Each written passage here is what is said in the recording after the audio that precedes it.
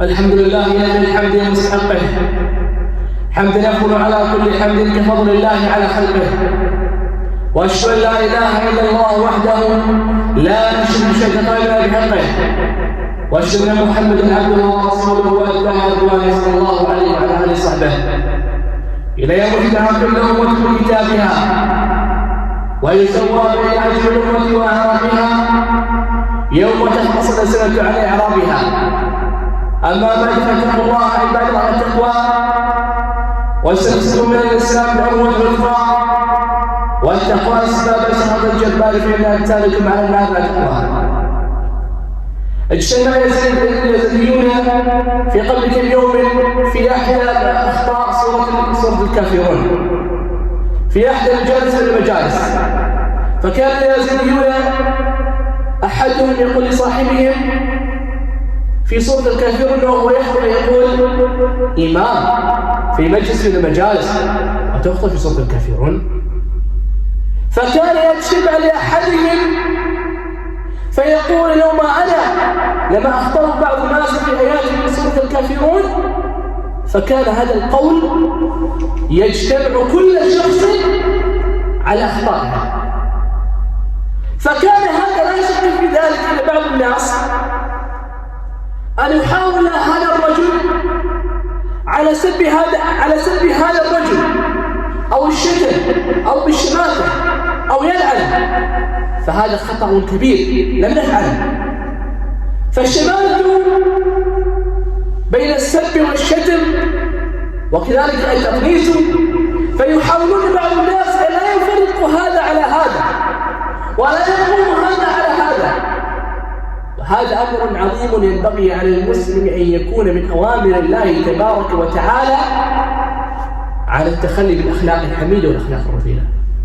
اجتمع الصاحب اسمه خالد زنكي يقول والله لم أعلم أن تقوى الله لكم، ولكن لا أريد أن أأتي على أصحابي في السب بالشتم، فكان إذا عرف هذا الرجل ما معناه من يسب عليه ومن يشتم فيه وهو يقول عبد السبحانه والله معكم أيها المسلمون لا أسب ولا أشتم، الشماتة خلق الذميم، الشماتة خلق الذميم، الشماتة خلق الذميم، الشماتة خلق الذميم.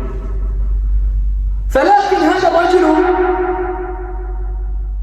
لا يعرف من أحد الناس من يقول بهم أعرف قدر الله وأعرف لكم وتأتوا لي صلحا يوم القيامة. قال رسول الله صلى الله عليه وسلم من كان يؤمن بالله واليوم الآخر فليؤذي جاره، ومن كان يؤمن بالله واليوم الآخر فليكرم ضيفه، ومن كان يؤمن بالله واليوم الآخر فله خير ويسر.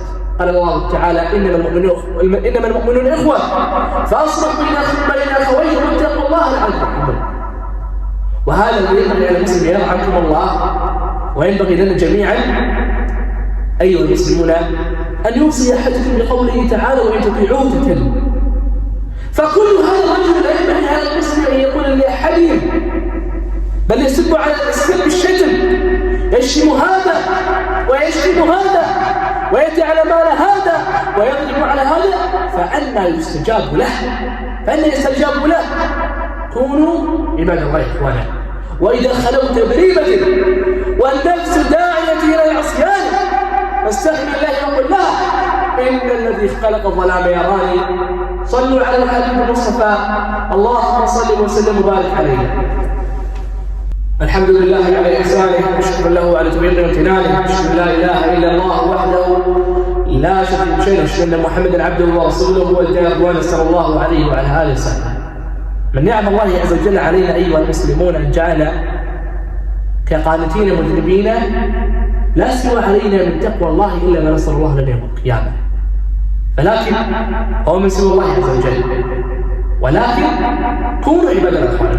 قال رسول الله صلى الله عليه وسلم لا تحاسدوا لا تناجشوا ولا تباغضوا ولا تدابروا وكونوا عباد الله إخوانا. المسلم أخو المسلم لا يظلمه لا يسلمه لا يحقره، وغير هذه من الأمور التي ينبغي على المسلم أن يقول التقوى ها هنا التقوى ها هنا التقوى ها هنا، فيشير إلى صدره 3 مرات. فهو سوى الله عز وجل في غير المتهمات التي عرفناها، ونقول كونوا عباد الله إخوانا. فكونوا من المؤمنين والمسلمات، فانصروا الله عز وجل وابتغوا مرضات الله عز وجل، لعل الله أن يكفر السنة التي قبله والسنة التي بعده. اللهم اعز الإسلام والمسلمين وأذل الشرك والمشركين ودمر اللهم أعداءك أعداء الدين.